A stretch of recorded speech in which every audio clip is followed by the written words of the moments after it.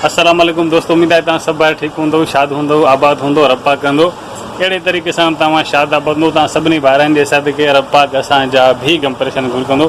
दोस्तों हिनमहिल टाइम थी रहियो आहे ॾींहं जा 2 मां खोलियो आहे पंहिंजो शॉप। 12 बजे बंदि कंदो आहियां, 2 बजे खोलींदो आहियां।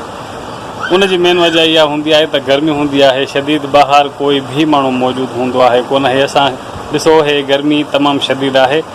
त दोस्तों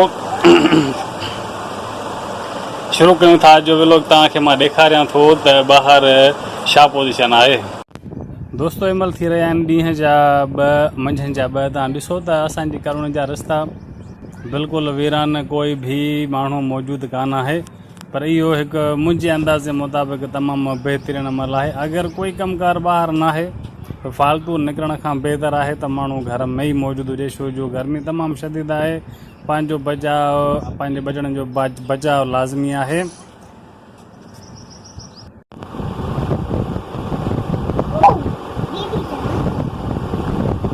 दोस्तों हीअ आहे मुंहिंजो पुटु जेको खाईंदो आहे तमामु घणो मेट। हिन वेठो आहे बाचिके में मेट। हिन बाचिके जी तव्हां ॾिसो त छा कई आहे हालत। हथ में छा थी वियो आहे ॾेखार, इहो छो खयो अथई उहा? त दोस्तों ॾिसो ॿारनि खे केतिरो बि झलियूं था, कीअं बि कयूं था, हीउ मेट मांदो खपाइण जे लाइ। पर हिन जी इहा कंडीशन ॾिसी मां लिकाए रखियो। उन खां बाद में बि ॾिसो त कहिड़े तरीक़े सां हिन सां हालत कई आहे हिन बाचिके सां। अस्सलाम वालेकुम, कहिड़ा हाल आहिनि? ॾे हल वल ॿाहिरि कीअं गर्मी आहे? हा माल मता कीअं सही आहे? खीर बि आहे? कमु कीअं थो हले? सही थो हले? का तकलीफ़? हाँ हुकुम कर, सामान तुंहिंजो कहिड़ो कहिड़ो आहे? ॿियो मानी त कान्हे, बाक़ी खंड परी तोखे मां ॾियां। मानी मूं वटि आहे ई कान्हे का, ॾिसूं था, कोशिशि कयूं था। दोस्तों हिनमहिल थी रहिया आहिनि शाम जा 4 बजे। असांजी कॉलोनी मां आस्ते आस्ते माण्हू निकिरंदा आहिनि ॿाहिरि। इहो हिकु तमामु बहितरीनु अमल आहे, छो जो गर्मी शदीद आहे। फालतू घर खां ॿाहिरि बिल्कुलु बि न निकिरणु घुरिजे।